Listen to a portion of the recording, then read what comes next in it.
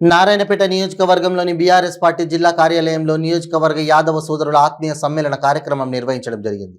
ఈ కార్యక్రమానికి నారాయణపేట ఎమ్మెల్యే రాజేందర్ రెడ్డి ముఖ్య అతిథిగా పాల్గొన్నారు. ఈ కార్యక్రమంలో తెలంగాణ రాష్ట్ర ప్రభుత్వం యాదవుల సంక్షేమానికి కట్టుబడి ఉందని, గతంలో ఏ ప్రభుత్వం కూడా యాదవుల సంక్షేమాన్ని కనీసం గుర్తించలేదని, నారాయణపేట నియోజకవర్గ వ్యాప్తంగా ఉన్నటువంటి యాదవులము అందరం కూడా రానున్న ఎన్నికల్లో రాజేందర్ రెడ్డిని అత్యధిక మెజారిటీతో గెలిపిస్తామని హామీ ఇచ్చారు. నారాయణపేట శాసనసభ్యులు రాజేందర్ రెడ్డి మాట్లాడుతూ, యాదవ కులస్తుల సంక్షేమానికి తెలంగాణ ప్రభుత్వం పెద్దపీట వేసిందని, భవిష్యత్తులో కూడా ప్రతి ఒక్కరికి సంక్షేమ కార్యక్రమాలు అందించడానికి కృషి చేస్తానని తెలిపారు. అందరూ కలిసి తనకు మద్దతు తెలిపినందుకు హృదయపూర్వకంగా ధన్యవాదాలు తెలియజేశారు. పెద్ద ఎత్తున యాదవ సోదరులు సోదరీమణులు నాకు సపోర్ట్ చేయడానికి ఒక ఆత్మీయ సమ్మేళనం నిర్వహించినందుకు మీకు సదా రుణపడి ఉంటాను. వేదికను అలంకరించిన యాదవ మహానుభావులు, వేదిక ముందర కూర్చున్న యాదవ సోదరులకు సోదరీమణులకు ఇంతకుముందే చెప్తుండే, మళ్ళా యాదవ్ చెప్తుండే, మక్కపురం నారాయణ చెప్తుండే, అందరూ చెప్తున్నారు. నేను చెప్పేది కాదు, చరిత్ర చెప్తుంది. యాదవ కులం అంటేనే ఒక నీతి నిజాయితీ కలదు. దానికి మాకు ఒక సెంటిమెంట్, ఏ పని చేసినా కూడా ఫస్ట్ యాదవులతో చేయించాలి, చాలా నియంత్రిస్తారు.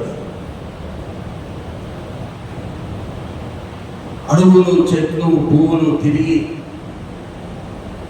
గొర్రెలకు మేత మేపించి అంత కష్టపడి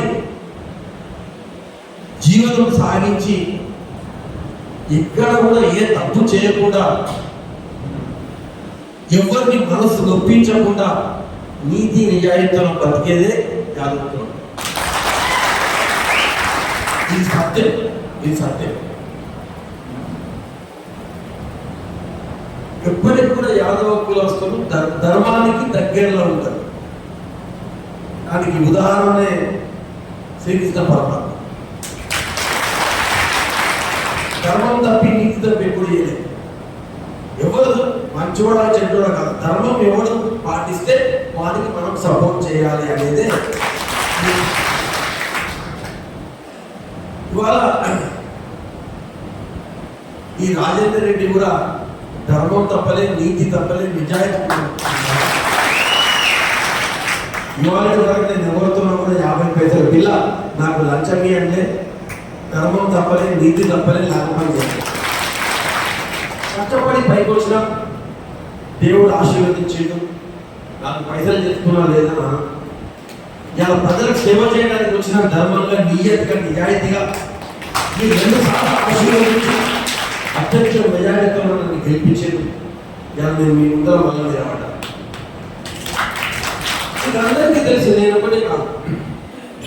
ఇలా తెలంగాణ రాకముందు, మన ప్రభుత్వాలు రాకముందు, తెలంగాణ రాకముందు ఎట్లుండే జీవనం, ఇప్పుడు ఎట్లా ఉంది అనేది మీకు తెలుసు.